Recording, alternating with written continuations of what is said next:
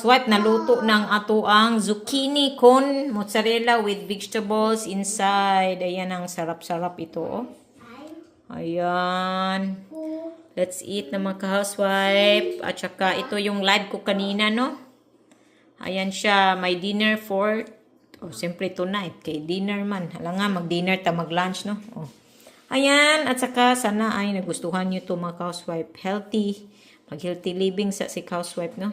Kana kay pangtabon, mag-yun na siya mag-housewife. Na wala na ko gibutang kay.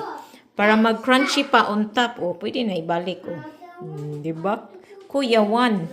Unya ang kani kay nabuak man ni ganiha no sa live. So nahulog man ni siya. So hiugasan. Pila man naghulog. Oy, 1 second raman to. So mo to nahulog, nabuak, si dili na inguna ng porma. So thank you for watching this zucchini ripieni. Basta Italian zucchini ripieni. Sa English wala ko kibalo. Basta mao na. Thank you. Bye.